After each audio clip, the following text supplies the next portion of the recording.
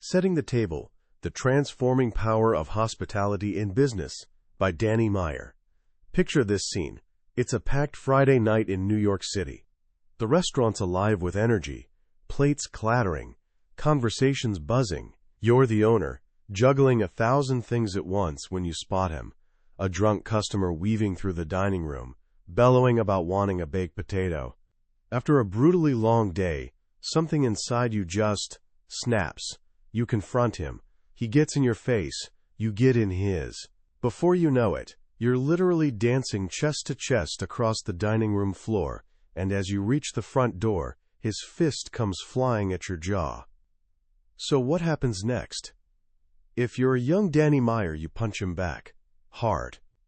And when he lunges at you again, you wind up and deliver a kick that, well, let's just say he won't be asking for that baked potato anymore.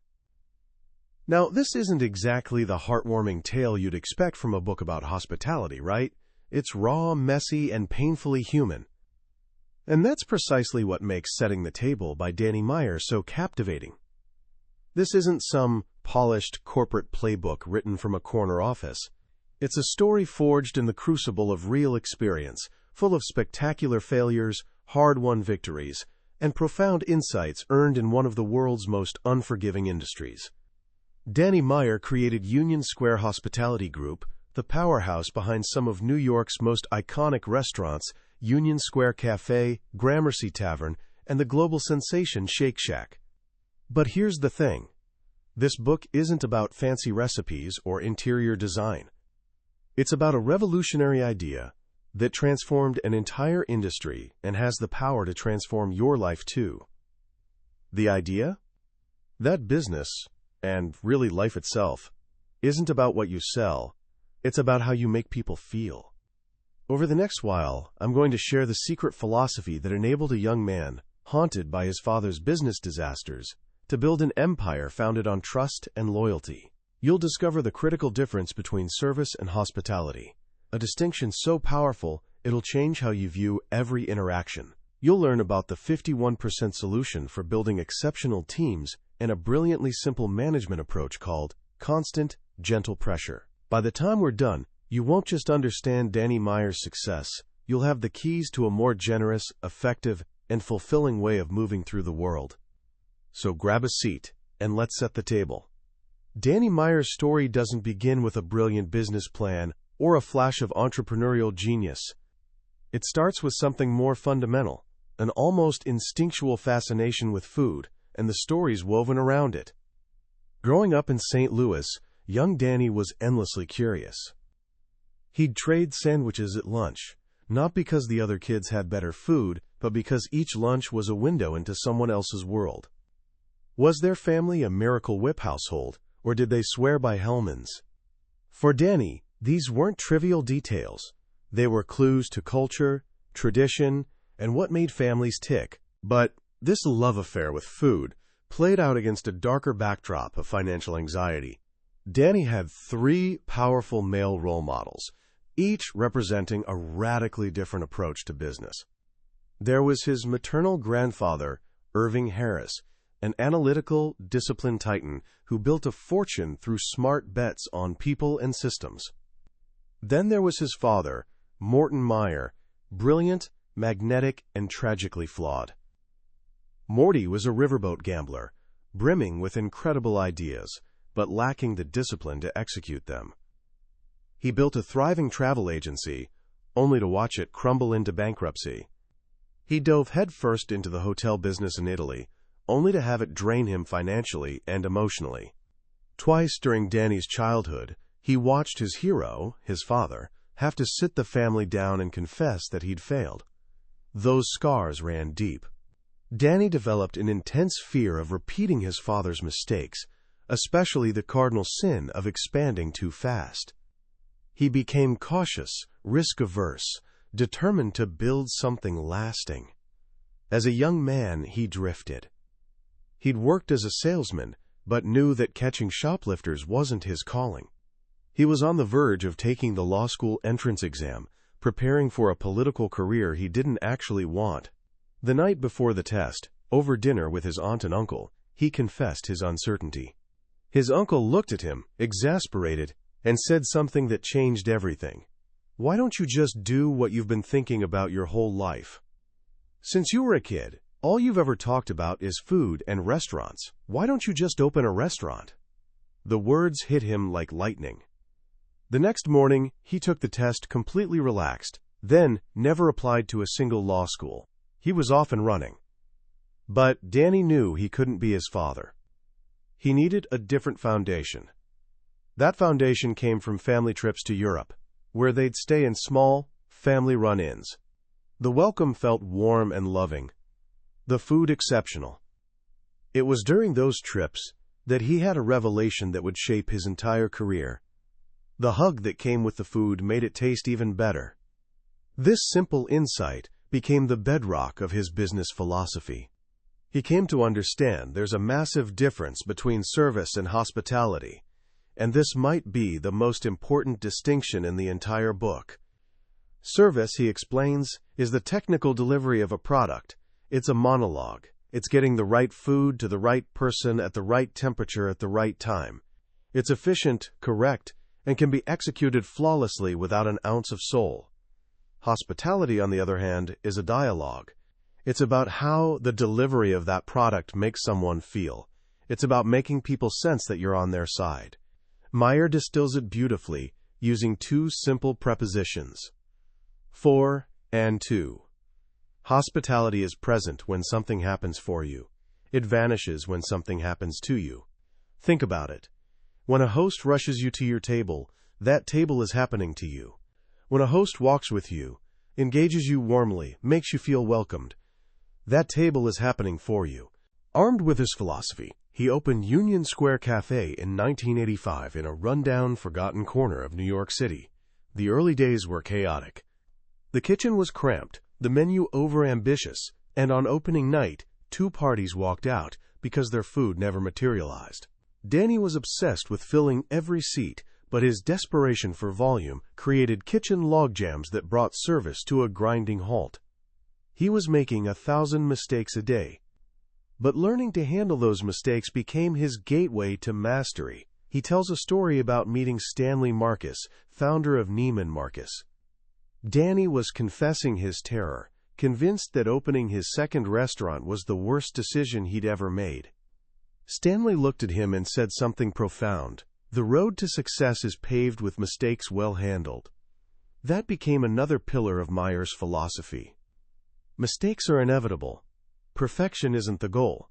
Becoming masterful at fixing things is. He sees his staff not as servers, but as surfers. Waves are like mistakes. You can't stop them from rolling in, but you can learn to ride them with grace and style. He developed a systematic approach for handling mistakes, which he calls the 5 A's. First, awareness. You need to know a mistake happened. Second, acknowledgement. Own it completely. Tell the guest, "I'm so sorry this happened to you." No excuses, no deflection. Third, apology. Sincere and genuine. Fourth, action. Tell them what you'll do to fix it, and do it quickly. And fifth, additional generosity. Go beyond fixing the problem with something extra to thank them for being good sports. Maybe a complimentary dessert, a glass of wine, or sometimes even comping the entire meal. The objective is to write a great last chapter. You can't erase the mistake, but you control how the story ends. He shares an amazing story about Senator Bob Kerrey finding a beetle in his salad at one of the restaurants. The next day, when the senator was dining at another Meyer restaurant, Danny sent him a beautiful complimentary salad. Garnishing it was a tiny slip of paper with one word: Ringo. The accompanying note read, "Danny wanted to make sure you knew that Gramercy Tavern wasn't the only one of his restaurants willing to garnish your salad with a beetle." Now Senator Kerrey couldn't tell the beetle story without also telling the incredible follow-up. The mistake became legendary. As his empire grew, Danny realized he couldn't be everywhere at once. He couldn't personally greet every guest or fix every problem. He needed systems. This led to his 2 most powerful leadership frameworks, the 51% solution and enlightened hospitality. The 51% solution is his hiring philosophy. He believes that technical skills account for only 49% of what makes a great employee. The other 51%, the majority, is made up of innate emotional skills. You can teach someone to carry a tray or open wine properly, but you can't teach someone to be genuinely warm, optimistic, and caring. He says you must hire for that 51% first. He identifies 5 core emotional skills that define a 51%er. 1. Optimistic warmth, genuine kindness, and a glass-half-full mentality. 2. Intelligence, not just book smarts, but insatiable curiosity and love of learning. 3. Work ethic, a natural drive to do things as well as they can possibly be done. 4. Empathy, the ability to tune into how others are feeling. 5. Self-awareness and integrity, knowing who you are and naturally doing the right thing. Fill your team with 51%ers, he says, because kind people want to work with other kind people. This creates a self-recruiting, self-sustaining culture of excellence. This people-first approach is central to his grand theory, enlightened hospitality. Here's where he completely flips conventional business wisdom on its head. Most companies prioritize stakeholders in this order: investors first, then customers, then employees. Meyer argues this is a recipe for short-term gains and long-term disaster. His model prioritizes 5 stakeholders in a very specific order. First, and most important, are the employees. The only way to consistently delight guests is to first ensure your team is happy, motivated, and cared for. Second are the guests. Happy employees naturally create amazing experiences for customers. Third is the community. Businesses have a responsibility to invest in the neighborhoods that support them. A rising tide lifts all boats. Fourth are the suppliers. Treat vendors as partners with respect and integrity, and they'll go the extra mile. And fifth, last in line, are the investors. This sounds insane to most business people. Why put the money people last? Because, Meyer argues, if you take exceptional care of the first 4 groups, if you have a thrilled team creating raves for guests, building a vibrant community, and working with loyal suppliers, the investors will be rewarded with profits that aren't just handsome, but sustainable. It's a virtuous cycle that starts with caring for your people first. But how do you actually lead those people? Meyer's management philosophy is something he calls constant, gentle pressure. He learned it from a gruff old steakhouse owner named Pat Setta, who taught him the salt shaker theory. Imagine a salt shaker perfectly centered on a table. That center represents your standard of excellence. Setta told him, your staff and guests are always moving your salt shaker off center. That's their job. It's life's job. It's the law of entropy. Your job is simply to move it back each time. That's constant, gentle pressure. Constant. You never stop caring. Excellence is a journey, not a destination. Gentle. You correct with dignity. You coach and teach. You don't humiliate. Pressure. You're relentless about standards. You keep moving that salt shaker back to center. This elegant metaphor guides how he leads thousands of employees, keeping everyone aligned with a shared vision of excellence.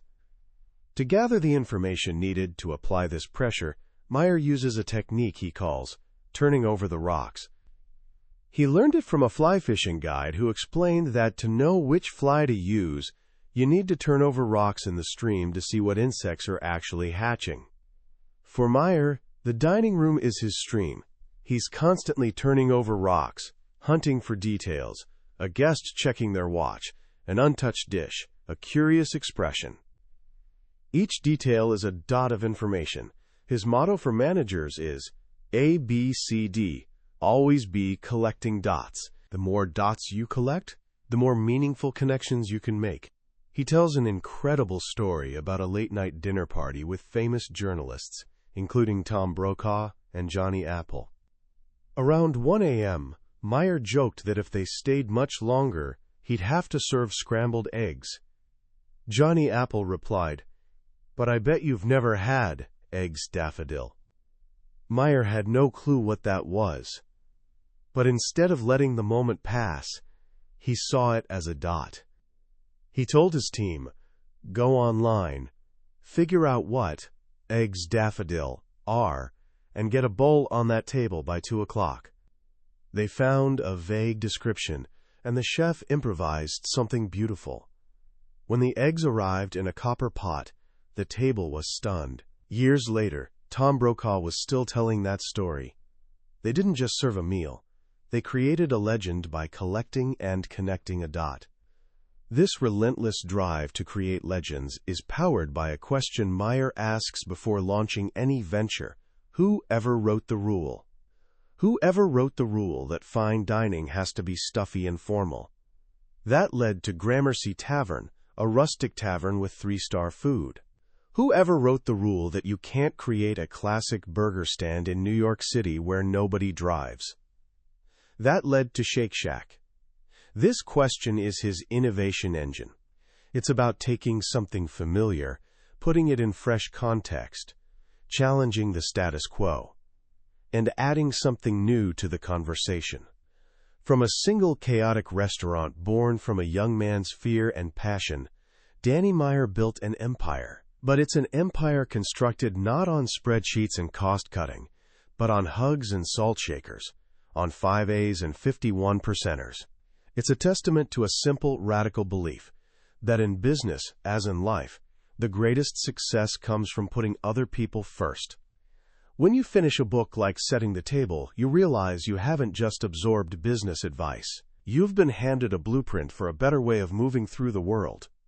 The most profound lesson, for me, is the beautifully countercultural idea that the path to success is paved with generosity. In a world that constantly screams at us to look out for, number one, to protect ourselves, to win at all costs, Danny Meyer offers something radically different. He demonstrates that by putting your employees first, you empower them to create incredible experiences for customers. By creating those experiences, you build loyal followings that sustain your business. By investing in your community, you create an environment where everyone thrives. It's a virtuous cycle that stands in stark contrast to the fear-based, scarcity mindset driving so many organizations. What's truly powerful is that this philosophy isn't reserved for restaurateurs or CEOs. It's for everyone. The principles of hospitality can be applied anywhere, in classrooms, on sports teams, at your own family dinner table. It's a choice to see every interaction not as a transaction, but as an opportunity for genuine human connection. So how can you start applying this in your own life, starting today? Here are a few practical ideas. First, practice the 51% solution on yourself. Next time you join a club, team, or start a summer job, don't just focus on being the most skilled person in the room. Focus on being the warmest, most curious, most empathetic. Be the person with the strongest work ethic. Be the teammate who shows up early, stays late, and always asks, "How can I help?" You'll find that people are drawn to that energy, and your technical skills will grow exponentially faster in an environment of trust and goodwill. Second, start collecting dots. Make it your mission to be more curious about people around you. Don't just make small talk. Ask real questions. Where are they from? What lights them up? What's a story they love telling? Listen for those little details, those dots of information. Then look for opportunities to connect them. You might not be serving eggs daffodil to a news anchor, but you could introduce two friends who share a passion for old movies, or remember a colleague's favorite coffee order. These small acts of connection are the building blocks of strong relationships. And third, reframe how you handle your next mistake. We all mess up. The natural instinct is to get defensive, make excuses, or hide. Instead, try the 5As. Be first to notice it. Acknowledge it openly. Offer a sincere apology. Explain what action you'll take to fix it. And then, if possible, offer some additional generosity. Maybe that's staying late to help a teammate you let down, or doing an extra chore at home after forgetting something. You'll be amazed how quickly you can transform a moment of failure into a moment of trust. That was a summary of Setting the Table by Danny Meyer. We've covered the big ideas today, but a summary is like looking at a photograph of a wonderful meal. You can see what's there, but you can't experience the taste, the aroma, the feeling of actually being at the table. The real magic of this book lives in the stories, the details, and the genuine heart that radiates from every page. This summary is your invitation to the meal. If anything we've discussed has sparked your curiosity or resonated with your own ambitions, I encourage you to grab a copy. Reading it isn't just about learning a business philosophy. It's about discovering a way to make your own life, and the lives of those around you, richer and more meaningful. There's a link to the book in the description below. And if you found this journey valuable, please take a moment to click the like button and subscribe to our channel. It tells us we're on the right track and ensures you won't miss our next deep dive into another world-changing book from the billionaire's bookshelf. Let's keep learning and growing together.